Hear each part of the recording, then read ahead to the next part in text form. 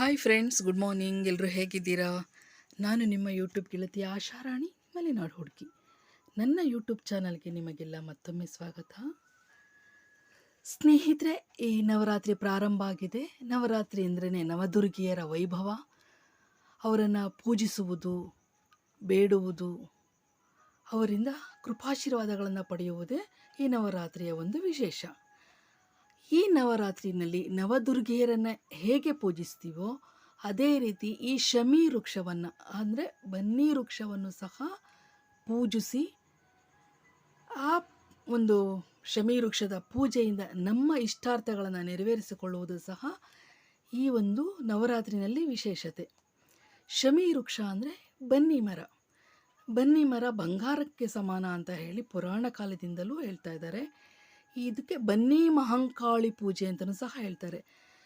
ಈ ಬನ್ನಿ ಮಹಂಕಾಳಿ ಪೂಜೆ ನಾವು ಘಟಸ್ಥಾಪನೆ ಮಾಡದೆ ಅಖಂಡ ದೀಪ ಇಡದೆ ಪೂಜಿಸ್ಬಿಟ್ಟು ನಮ್ಮ ಮನೋಭೀಷ್ಟಗಳನ್ನು ನೆರವೇರಿಸ್ಕೊಳ್ಬಹುದು. ಆದ್ದರಿಂದ ಈ ಶಮಿ ವೃಕ್ಷದ ಪೂಜೆ ಹೇಗೆ ಮಾಡಬೇಕು, ಯಾವ ಸಮಯದಲ್ಲಿ ಮಾಡಬೇಕು, ಇದರಿಂದ ಸಿಗುವ ಪ್ರತಿಫಲಗಳೇನು, ಯಾವ ದೇವರನ್ನು ಒಲಿಸಿಕೊಳ್ಳಲು ನಾವು ಶಮಿ ವೃಕ್ಷವನ್ನು ಪೂಜೆ ಮಾಡ್ತೀವಿ, ಇದೆಲ್ಲವನ್ನು ನಿಮಗೆ ತಿಳಿಸ್ಕೊಡ್ಲಿಕ್ಕೆ ನಾನು ಬಂದಿದ್ದೀನಿ. ಈ ವಿಡಿಯೋ ನೋಡಲು ಮುಂಚೆ ಯಾರು ಹೊಸದಾಗಿ ನೋಡ್ತಾ ಇದ್ದೀರಾ ನನ್ನ ಚಾನಲ್ನ, ಅವರು ದಯವಿಟ್ಟು ಸಬ್ಸ್ಕ್ರೈಬ್ ಮಾಡ್ಕೊಂಡು ನೋಡಿ, ಲೈಕ್ ಮಾಡಿ, ಕಾಮೆಂಟ್ ಮಾಡಿ, ಶೇರ್ ಮಾಡಿ. ಶೇರ್ ಮಾಡುವ ಉದ್ದೇಶ ನೀವು ಆ ತಾಯಿಯ ಪ್ರಭಾವವನ್ನು ಹಂಚಿದಂಗಾಗತ್ತೆ. ಹಾಗಾಗಿ ಸ್ನೇಹಿತರೆ, ನಮ್ಮ ಭಾರತೀಯ ಸಂಸ್ಕೃತಿಯಲ್ಲಿ ಪ್ರಕೃತಿಯನ್ನು ದೇವರಂತ ಹೇಳಿ ನಾವು ಪೂಜಿಸ್ತೀವಿ. ನಮ್ಮ ಹಿಂದೂ ಸನಾತನ ಧರ್ಮದಲ್ಲಿ ಕೆಲವು ವೃಕ್ಷಗಳಿಗೆ ಪೂಜನೀಯ ಸ್ಥಾನವನ್ನು ನಾವು ಕೊಟ್ಟಿದ್ದೀವಿ. ವೃಕ್ಷಗಳಲ್ಲಿ ಅತಿ ಶ್ರೇಷ್ಠವಾದ ವೃಕ್ಷಗಳೆಂದರೆ ಅರಳಿ ಮರ, ಔದುಂಬರ ಮರ, ತೆಂಗಿನ ಮರ, ಬೇವಿನ ಮರ ಹಾಗೂ ಬನ್ನಿ ಮರ ಅಂದರೆ ಈ ಶಮಿ ವೃಕ್ಷ. ಸ್ನೇಹಿತರೆ, ಈ ಶಮಿ ವೃಕ್ಷವನ್ನೇ ಏನಕ್ಕೆ ನವರಾತ್ರಿನಲ್ಲಿ ಪೂಜೆ ಮಾಡ್ತೀವಿ ಅಂತ ಹೇಳಿದ್ರೆ, ಈ ಶಮಿ ವೃಕ್ಷ ಅಥವಾ ಬನ್ನಿ ಮರದಲ್ಲಿ ನವದುರ್ಗಿಯರು ಸಹ ನೆಲೆಸಿರ್ತಾರೆ ಅಂತ ಹೇಳಿ ಒಂದು ನಂಬಿಕೆ ಇದೆ. ಈ ನವರಾತ್ರಿನಲ್ಲಿ ನವಶಕ್ತಿಗಳಿಗೆ ಅಂದರೆ ಶಕ್ತಿ ದೇವತೆಗೆ ಅತಿ ಹೆಚ್ಚಿನ ಪ್ರಾಶಸ್ತ್ಯ, ಅಂದರೆ ಅವರಿಗೆ ಈಗ ಪವರ್ಫುಲ್ ಶಕ್ತಿ ಬಂದಿರುತ್ತೆ ನವರಾತ್ರಿನಲ್ಲಿ ಅಂತ ಹೇಳಿ. ಹಾಗಾಗಿ ಶಕ್ತಿ ದೇವತೆಯೇ ಅತಿ ಹೆಚ್ಚು. ಎಲ್ಲ ದೇವತೆಗಳಲ್ಲೂ ಸಹ ಶಕ್ತಿ ದೇವತೆ ಹೆಚ್ಚು. ಯಾಕೆಂದರೆ ಎಲ್ಲ ದೇವರುಗಳು ಸಹ ಈ ಪಾರ್ವತಿ ದೇವಿಗೆ ಶಕ್ತಿಯನ್ನು ತುಂಬಿ ಶಕ್ತಿ ದೇವಿಯನ್ನಾಗಿ ಬದಲಾಯಿಸಿರ್ತಾರೆ. ಹಾಗಾಗಿ ಶಕ್ತಿ ದೇವತೆಯ ಪ್ರಭಾವವೇ ಹೆಚ್ಚಾಗಿರೋದ್ರಿಂದ ಆ ನವಶಕ್ತಿಯರೂ ಸಹ ಈ ಬನ್ನಿ ಮರದಲ್ಲಿರೋದ್ರಿಂದ ಈ ಒಂದು ಬನ್ನಿ ಮರವನ್ನು ಈ ನವರಾತ್ರಿನಲ್ಲಿ ಸಹ ಪೂಜೆ ಮಾಡೋದು ಒಂದು ಪ್ರತೀತಿ. ಅದರಲ್ಲೂ ಸಹ ಮೋಸ್ಟ್ ಇಂಪಾರ್ಟೆಂಟ್ ಅಂದರೆ ಅತಿ ಮುಖ್ಯವಾಗಿ ಬನ್ನಿ ಮರದಲ್ಲಿ ಬನ್ನಿ ಮಹಾಂಕಾಳಿ ದೇವಿ ಇದ್ದಾಳೆ ಎನ್ನುವ ಒಂದು ನಂಬಿಕೆ ಇದೆ. ಬನ್ನಿ ಮಹಾಂಕಾಳಿ ಈ ಒಂದು ಬನ್ನಿ ಮರದಲ್ಲಿರ್ತಾಳೆ. ಈ ನವರಾತ್ರಿನಲ್ಲಿ ಈ ಬನ್ನಿ ಮಹಾಂಕಾಳಿ ದೇವಿಯನ್ನು ಅಂದರೆ ಈ ಬನ್ನಿ ಮರವನ್ನು ಪೂಜಿಸೋದ್ರಿಂದ ನಮ್ಮ ಮನೋಭಿಷ್ಟಗಳು, ನಮ್ಮ ಕೋರಿಕೆಗಳು ನೆರವೇರುತ್ತೆ. ಈ ಬನ್ನಿ ಮಹಾಂಕಾಳಿ ತಾಯಿ ಪೂಜೆಯಿಂದ ಅನೇಕ ಸಮಸ್ಯೆಗಳು ಬಗೆಹರಿಯುತ್ತೆ, ಶಾಂತಿ ನೆಲೆಸುತ್ತೆ, ಸಂತಾನ ಭಾಗ್ಯ, ಕಂಕಣ ಭಾಗ್ಯ, ಮನೋಭಿಷ್ಟಗಳು ನೆರವೇರ್ತವೆ ಅಂತ ಹೇಳಿ ಪ್ರತೀತಿ ಇದೆ. ಅದರ ಜೊತೆಗೆ ಪೌರಾಣಿಕ ಹಿನ್ನೆಲೆ ಅಂತ ಹೇಳಿದ್ರೆ, ಮಹಾಭಾರತದ ಸಮಯದಲ್ಲಿ ಪಾಂಡವರು 13 ವರ್ಷ ವನವಾಸ ಮಾಡಿ 14ನೇ ವರ್ಷ ಅಜ್ಞಾತವಾಸದಲ್ಲಿರುವಾಗ ತಮ್ಮ ಆಯುಧಗಳನ್ನೆಲ್ಲ ಒಂದು ಹೊಟ್ಟುಗೂಡಿಸಿ ಈ ಬನ್ನಿ ಮಹಾಂಕಾಳಿ ದೇವಿಗೆ ಪ್ರಾರ್ಥಿಸಿ ಅದನ್ನು ಜೋಪಾನ ಮಾಡಲಿ, ರಕ್ಷಣೆ ಮಾಡು ಅಂತ ಹೇಳಿಬಿಟ್ಟು ಬನ್ನಿ ಮರದ ಮೇಲೆ ಕಟ್ಟಿರ್ತಾರೆ. ಆ ನಂತರ ಈ ನವರಾತ್ರಿನಲ್ಲಿ ವಿಜಯದಶಮಿ ದಿನ ಅದನ್ನೆಲ್ಲ ಕೆಳಗಡೆ ಇಡಿಸ್ಕೊಂಡು ಮಹಾಭಾರತ ಯುದ್ಧ ಮಾಡಿ ಜಯಶಾಲಿಗಳಾಗ್ತಾರೆ ಎನ್ನುವ ನಂಬಿಕೆ ಇದೆ. ಹಾಗಾಗಿ ಸಹ ಪೌರಾಣಿಕ ಹಿನ್ನೆಲೆಯಿಂದಲೂ ಸಹ ಶಮಿ ವೃಕ್ಷವನ್ನು ಪೂಜಿಸ್ತಾ ಬರ್ತಾ ಇದ್ದಾರೆ. ಶಮಿ ವೃಕ್ಷದ ಪೂಜೆಯು ನವರಾತ್ರಿಯ 9 ದಿನಗಳನ್ನು ಸಹ ಮಾಡಬೇಕು. ಮೊದಲನೇ ದಿನ ನಿಮ್ಮ ಸಂಕಲ್ಪ ಮಾಡಿಕೊಂಡು ನಿಮ್ಮ ಮನೋಭಿಷ್ಟಗಳನ್ನು ಹೇಳ್ಕೊಂಡಿರಬೇಕು. ಇದು ಬ್ರಾಹ್ಮಿ ಮುಹೂರ್ತದಲ್ಲಿ ಮಾಡುವಂತಹ ಪೂಜೆ. ಆದಷ್ಟು 3:30-4 ಗಂಟೆಗೆ ಎದ್ಬಿಟ್ಟು ಮನೆಯನ್ನು ಸ್ವಚ್ಛಗೊಳಿಸಿ ಅವರು ಸಹ ಸ್ನಾನಾದಿಗಳನ್ನು ಮಾಡಿ ಪೂಜಾ ಸಾಮಗ್ರಿ ಸಿಂಪಲ್ ಪೂಜಾ ಸಾಮಗ್ರಿ, ತುಂಬ ಅತಿಯಾದ ನೈವೇದ್ಯಗಳು ಆ ಥರ ಏನಿಲ್ಲ. ಎಲೆ, ಅಡಿಕೆ, ಬಾಳೆಹಣ್ಣು ಸಹ ಇಟ್ಟರು ಸರಿ. ಕಡಲೆಕಾಳು, ಹೆಸರು ಕಾಳು ನೆನೆಸಿ ಅದು ಸಹ ತಗೊಂಡು ಹೋಗ್ತಾರೆ. ಇದು ಬ್ರಾಹ್ಮಿ ಮುಹೂರ್ತದಲ್ಲೇ ಮಾಡುವಂಥ ಪೂಜೆ. ಈ ಪೂಜೆ ಮಾಡುವಾಗ ಯಾವುದೇ ಕಾರಣಕ್ಕೂ ಸಹ ಮಾತಾಡೋ ಹಾಗಿಲ್ಲ. ಬ್ರಾಹ್ಮಿ ಮುಹೂರ್ತದಲ್ಲೇ ಇದ್ದು ಮನೆಗಳನ್ನು ಸ್ವಚ್ಛಗೊಳಿಸಿ ತಾವು ಸಹ ಸ್ನಾನಾದಿಗಳನ್ನು ಮಾಡಿಕೊಂಡು ಅರಿಶಿಣ, ಕುಂಕುಮ, ಗೆಜ್ಜೆ ವಸ್ತ್ರ, ಎಲೆ, ಅಡಿಕೆ, ಬಾಳೆಹಣ್ಣು, ಹೂವು, ಕರ್ಪೂರ, ಊದಿನ ಕಡ್ಡಿ ಇಷ್ಟನ್ನು ತಗೊಂಡು ಹೋಗಿ ಆ ಬನ್ನಿ ವೃಕ್ಷದ ಕೆಳಗಡೆ ಸ್ವಚ್ಛ ಮಾಡಿ ರಂಗೋಲಿಯನ್ನು ಹಾಕಿ ಆ ತಾಯಿಗೆ ಅರಿಶಿಣ ಕುಂಕುಮವನ್ನು ಏರಿಸಿ ಗೆಜ್ಜೆ ವಸ್ತ್ರವನ್ನು ಇಟ್ಟು ಬಾಳೆಹಣ್ಣು, ಎಲೆ, ಅಡಿಕೆ ಜೊತೆಗೆ ಕಡಲೆಕಾಳು, ಹೆಸರು ಕಾಳುಗಳನ್ನು ನೆನೆಸಿ ಇಡ್ತಾರೆ. ಇಟ್ಬಿಟ್ಟು ಪೂಜೆ ಮಾಡಬೇಕು. ಪೂಜೆ ಮಾಡುವಾಗ ಯಾವುದೇ ಕಾರಣಕ್ಕೂ ಮಾತಾಡೋ ಹಾಗಿಲ್ಲ.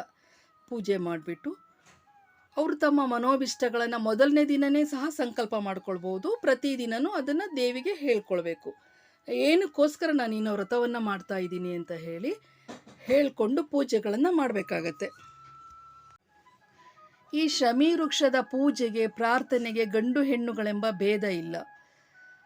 ಗಂಡು ಹೆಣ್ಣುಗಳು ಎಲ್ಲರೂ ಸಹ ಬ್ರಾಹ್ಮಿ ಮುಹೂರ್ತದಲ್ಲೇ ಬಂದು ಈ ತಾಯಿ ಅಂದರೆ ಬನ್ನಿ ಮಹಾಂಕಾಳಿ ತಾಯಿಯ ಪೂಜೆಯನ್ನು ವಿಶೇಷವಾಗಿ ನೆರವೇರಿಸಿ ತಮ್ಮ ಮನೋಭಿಲಾಷೆಗಳನ್ನು, ತಮ್ಮ ಬಯಕೆಗಳನ್ನು, ಬೇಡಿಕೆಗಳನ್ನು ತಾಯಿಯ ಆಶೀರ್ವಾದದಿಂದ ನೆರವೇರಿಸಿಕೊಳ್ತಾರೆ. ಈ ಶಮಿ ವೃಕ್ಷ ಪೂಜೆಯಲ್ಲಿ ದೀಪಾರಾಧನೆ ಅತಿ ವಿಶೇಷ. ಮನೆಯಿಂದ ಬರ್ತಾನೆ ದೀಪಗಳನ್ನು, 2 ದೀಪಗಳನ್ನು ತಂದಿರ್ತಾರೆ. ಅದನ್ನು ತಾಯಿಯ ಮುಂದೆ ಹಚ್ಚಿಟ್ಬಿಟ್ಟು, ಅಂದರೆ ಬನ್ನಿ ಮಹಾಂಕಾಳಿ ತಾಯಿಯ ಮುಂದೆ ದೀಪ ಹಚ್ಚಿಟ್ಟು ಪೂಜೆ ಎಲ್ಲ ನೆರವೇರಿಸಿದ ಮೇಲೆ ಆ ದೀಪದ ಒಂದು ವಿಶೇಷತೆ ಏನಂತಂದರೆ ಆ ದೀಪವನ್ನು ತಮ್ಮ ಮನೆಗೆ ತೆಗೆದುಕೊಂಡು ಹೋಗೋದು. ಈ ದೀಪನೇ ಇದಕ್ಕೆ ವಿಶೇಷ ಆರಾಧನೆ ಬನ್ನಿ ಮಹಾಂಕಾಳಿ ತಾಯಿಗೆ.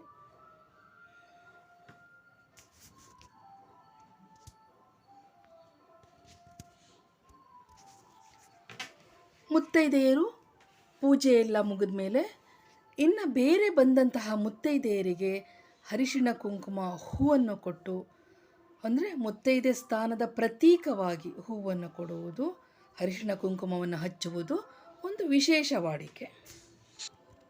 ಅಂದರೆ ಒಂದು ಹೆಣ್ಣು ಇನ್ನೊಂದು ಹೆಣ್ಣಿಗೆ ಶಕ್ತಿ ದೇವತೆಯಾಗಿ ಕಾಣಿಸ್ತಾಳೆ. ಒಂದು ಹೆಣ್ಣು ಇನ್ನೊಂದು ಹೆಣ್ಣಿಗೆ ಮುತ್ತೈದೆ ಅಂದರೆ ಪಾರ್ವತಿ ತಾಯಿಯಾಗಿ ಕಾಣಿಸ್ತಾಳೆ. ಹಾಗಾಗಿ ಒಬ್ಬರಿಂದ ಒಬ್ಬರಿಗೆ ಅರಿಶಿಣ ಕುಂಕುಮಗಳನ್ನು ವಿನಿಮಯ ಮಾಡಿಕೊಳ್ತಾರೆ. ಅಂದರೆ ಅದು ಒಂದು ನಿಮ್ಮ ಒಂದು ಮುತ್ತೈದೆ ಸ್ಥಾನ ಚಿರವಾಗಿರಲಿ ಅಂತ ಹೇಳಿ ಒಂದು ಅರ್ಥದಲ್ಲಿ ಈ ಒಂದು ಪದ್ಧತಿ ನಡೆದು ಬಂದಿದೆ. ವೀಕ್ಷಕರೇ, ನಾನು ಬನ್ನಿ ಮರದ ಪೂಜೆ ಹೇಗೆ ಮಾಡೋದು, ಯಾವ ಸಮಯದಲ್ಲಿ ಮಾಡೋದು, ಪ್ರಸಾದ ಏನು, ಹೇಗೆ ಆಚರಿಸಬೇಕು ಎಲ್ಲವನ್ನು ಹೇಳ್ಕೊಟ್ಟೆ. ಈಗ ಅಲ್ಲಿ ಪೂಜೆ ಮಾಡುವಾಗ ಹೇಳುವ ಶ್ಲೋಕ ಹೇಳ್ಕೊಡ್ತೀನಿ. ಸರ್ವಮಂಗಲ ಮಾಂಗಲ್ಯೆ ಶಿವೇ ಸರ್ವಾರ್ಥ ಸಾಧಕೆ ಶರಣ್ಯೇ ತ್ರ್ಯಂಬಕೆ ಗೌರಿ ನಾರಾಯಣೀ ನಮೋಸ್ತುತೆ ಶರಣಾಗತ ದಿನಾರ್ಥಂ ಪರಿತ್ರಾಣ ಪರಾಯಣೆ ಸರ್ವಸ್ಯಾರ್ಥಿ ಹರೇ ದೇವಿ ನಾರಾಯಣೀ ನಮೋಸ್ತುತೆ ದುಃಖ ದಾರಿದ್ರ್ಯ ನಾಶಾಯ ಸಂಗ್ರಾಮೇ ವಿಜಯಾಯ ಚ ಕ್ರೂರಶತ್ರು ವಿನಾಶಾರ್ಥಂ ತದೋಗ್ರ ಕರ್ಮ ಸಾಧನೆ ದುರ್ಗಾಂ ಚ ಪೂಜಯೇದ್ ಭಕ್ತ್ಯ ಪರಲೋಕ ಸುಖಾಯ ಚ. ಈ ಶ್ಲೋಕದ ಜೊತೆಗೆ ನಾನು ಇನ್ನೊಂದು ಶ್ಲೋಕವನ್ನು ಹೇಳ್ಕೊಡ್ತೀನಿ. ಅದು ಸಹ ನೀವು ಈ ಶ್ಲೋಕದ ನಂತರವನ್ನು ಹೇಳಿ. ನಮೋ ದೇವೈ ಮಹಾದೇವೈ ಶಿವಾಯೈ ಸತತಂ ನಮಃ ನಮಃ ಪ್ರಕೃತೈ ಭದ್ರಾಯ ನಿಯಥಾ ಪ್ರಣತಾ ಸ್ಪೃಧಾಂ ಮಾತಾನೇ ತ್ರಿಜಗದ್ವಂದ್ಯೇ ನಮಸ್ತೆ ಲೋಕನಾಯಕಿ ನಮಸ್ತೆ ವಿಶ್ವಜನನಿ ಹೈಮವಥೈ ನಮೋಸ್ತುತೆ. ಈ ರೀತಿ ಶ್ಲೋಕದಿಂದ ಷೋಡಶೋಪಚಾರವಾಗಿ ಪೂಜೆಯನ್ನು ಮಾಡಿ ದೀಪವನ್ನು ಬೆಳಗಿ ಆ ದೀಪವನ್ನು ಮನೆಯವರೆಗೂ ತೊಗೊಂಡು ಹೋಗಬೇಕು. ಮನೆಗೆವರೆಗೂ ತೊಗೊಂಡು ಹೋಗಿ ಮನೆಯಲ್ಲಿ ದೇವರ ಮುಂದೆ ಇಟ್ಟು, ಅಂದರೆ ಮನೆ ದೇವರ ಮುಂದೆ ಇಟ್ಟು ಅಲ್ಲಿ ಮತ್ತೊಮ್ಮೆ ಪೂಜೆ ಮಾಡಿ ಅಲ್ಲಿ ದುರ್ಗಾ ಮಹಾತ್ಮೆ, ಈ ದೇವಿಯ ಒಂದು ಮಹಾತ್ಮೆ ಚರಿತ್ರೆಯನ್ನು ಪುಸ್ತಕ ರೂಪದಲ್ಲಿ ಓದೋದು ಈ ಒಂದು ಸಂಪ್ರದಾಯವಾಗಿ ನಮ್ಮಲ್ಲಿ ನಡೆದು ಬಂದಿದೆ.